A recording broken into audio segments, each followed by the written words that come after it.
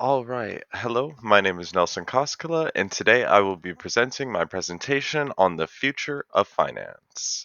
So, to get right into it, here's our outline. We'll start off with 1.0, the current financial system. Then we'll move to 2.0, the why. Then for the 3.0, Web 3 and why. And finally, 4.0, the future of finance. So, let's just start it off. 1, the current financial system. So, just to give a little bit of background on what the current financial system is. The modern financial system includes things like banks, includes things like financial markets. This includes the stock market, brokerages, etc., stuff like that. Financial instruments. This includes online tools, so H&R Block, a few different pillars inside the industry. I know that there are many different types of applications that are fall into this category. And finally, financial services. Excuse me. H&R Block is a financial service that then has financial instruments that they utilize, like their website and their web tools. This financial system allows for money to be allocated, moved, invested across economic sectors. And essentially, what that means is that you can take your money and do whatever you like with it. Our current financial system lets you spend it wherever you like. You can use your card almost every single place if you use Visa or Mastercard, and even internationally because of the financial system that we've built within the United States and within the entire world. Uh, However, I believe that this system has many issues, and there are many people who agree with me. That is essentially the point of this presentation, is to explain those issues, discuss what the future may be, and discuss what potential downsides that future could have. Yeah, so moving on, what are the current issues, you may be asking? So there are many different issues that are mentioned more throughout my paper, but in this presentation, I'm specifically focusing on inflation. In this slide specifically, inflation. So essentially, what inflation means is that every single year, the price of the value of the dollar goes down, meaning that the price of everything goes up. So remember when people are like, "Oh, I remember when candy was a penny or a nickel." That happens because inflation. Uh, as you can see by the graphs currently on screen, inflation is a serious issue and has been increasing the severity of that issue over the current few years. So, as you can see in 2012, 2013, 2014, 15, all the way up to like 2019, we were on a pretty good track. Things were kind of falling and coming back up. They have this cycle that they always do. If you look at the chart to the right, the table, it also shows the numbers by specific year and specific month. You can just look down the chart and see that there are some years where inflation is higher, and then it's lower, and then it's higher, and then it's lower, and then occasionally it goes up. But as you can see, it has had a slight flow upwards, and it only went down in 2015, and that was because of the crash. Uh, but yeah, but as you can see, as we get into the 2020s, inflation goes up at a crazy rate. So it is a very recent development that this has occurred. To give a little bit more background to what was happening during this time, during 2020, banks were essentially it was a normal off year. But in 2021, banks started to print insane amounts of money to keep prop up the current stock market because the price of the dollar was falling. So essentially, they just printed a lot more. Well, it was more of a causation type thing. So they printed more money because they needed to prop up the stock market, what made the dollar go down, which then made them need to print more money, and it just became an endless cycle. If we move on, another large issue is the wealth distribution currently inside of this country. So, if you look at the graphs again to your right, You can see the top one, the distribution of income and wealth in the United States. As you can see, the top 20% holds a vast majority of the wealth. And if you look below that, you can see a graph that goes from 1989 to 2016 that also graphs the current wealth by essentially percentages. So as you can see, the bottom 90%, which is most of Americans, is falling quite drastically, and in comparisons, and is directly comparable to the top 1% and the wealth that the top 1% is gaining. As you can see, in 2004, there was a really big shift. In my essay, it goes into more exactly why that shift happened, but I will not be discussing that here.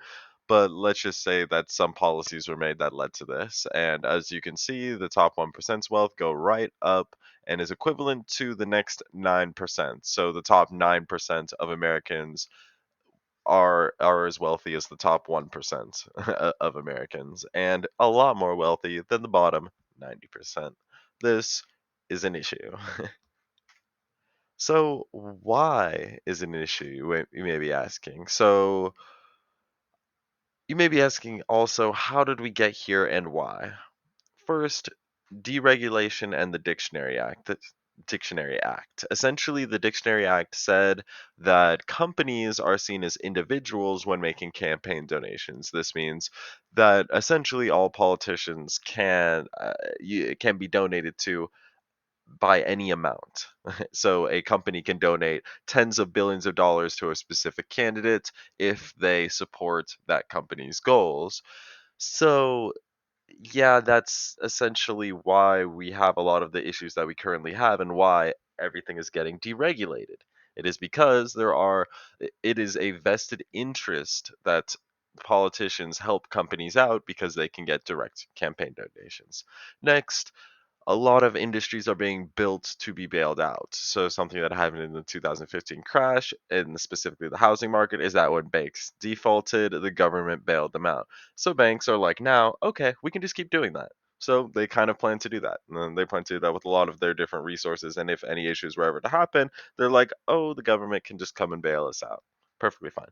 Next, excessive semi-regulated lending market. This goes into the previous issue of them creating a market that they loan money to essentially everybody, and that means that they might not get that money back, and if enough people don't get the money back, they default, and if they default, the government bails them out because because the banks aren't regulated. As you can see, it's kind of a hierarchy, and I just threw in the housing market there because that's an example of this literally happening.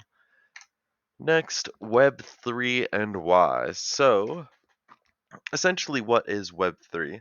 So Web3 is the next iteration of the World Wide Web based on blockchain technologies.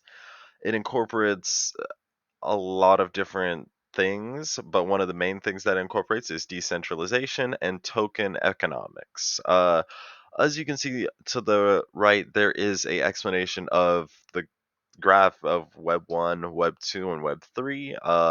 Web 1 about cuts off after Netscape. Web 2 goes from Facebook all the way up to Uber, and Bitcoin all the way to Ocean is Web 3. Uh, yeah, and as you can see, they're all explained above.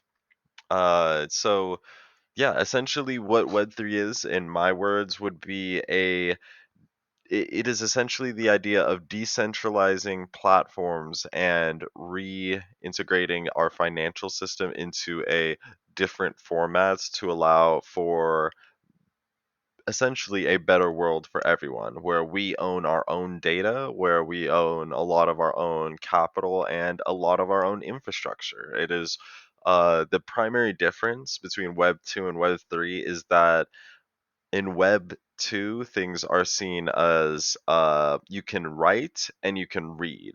On Web 1, you could only read. So it went from read to read and write. And what that means is that reading information is in going to a static website and not interacting with anything. Can't um, comment on anything, no cool graphics, nothing like that.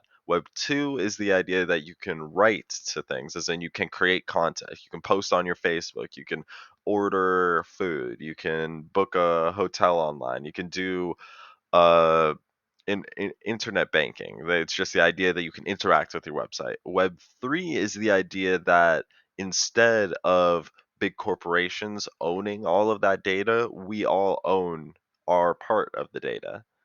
It allows us to essentially become the owners of the infrastructure that we all rely on so heavily. And that is essentially what happened in Web 1. Everything was done currently by the user. A lot of things were created and built by them, and they would house all the infrastructure. In Web 2, it became impossible to do that because there was just a lot of information, so we centralized it in companies. Now, in Web 3, we want to move away from that and move back to what we were currently doing in Web 1 to allow us to own our own data, create our own stuff, and just become a better uh, become a better society, in my opinion, because there's a lot of issues that occur with Web 2, as in our data continually getting hacked, as in companies doing bad things with our data, advertising, us making no money off of advertising, which is insane. In Web 3, we definitely make money, and there are actually already resources like this out there. But moving on, the future of finance. So, regardless of what happens, Web3 is the future for finance, for better or worse. There are a few different options where this can go. Right now, we are very far from it, so you probably don't have to worry about it for a few years, but it's coming, so better to learn about it now than later. And also, the current wealth distribution will need to change.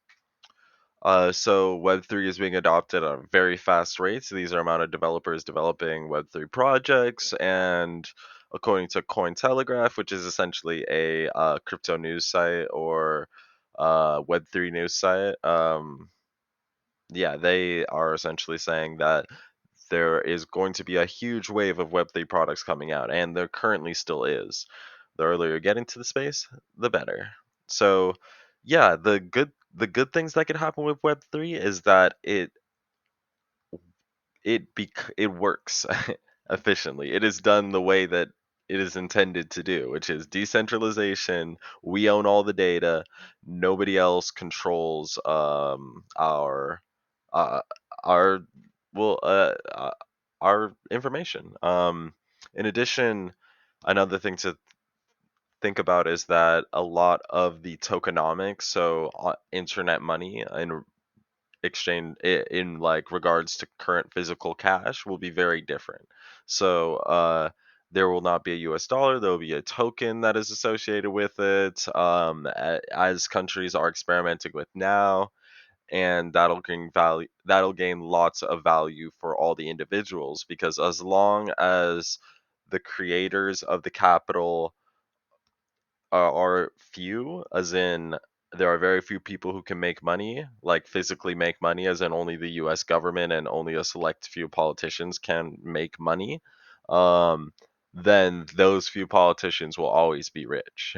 And there will be always a hierarchy. So tokenomics allows the individual to create cash and create valuable currency, and with growth and with the right infrastructure, it can then become actual cash. So that's a positive thing that the cryptocurrency industry can do. A negative thing is that what if industry takes over the cryptocurrency space, or what if large corporations, which they're already trying to do, come into the space and destroy it and basically turn it into what Web 2 was, just on a grander scale. That, I believe, is a likely alternative to what is currently going to happen. But hopefully, it will not be an issue.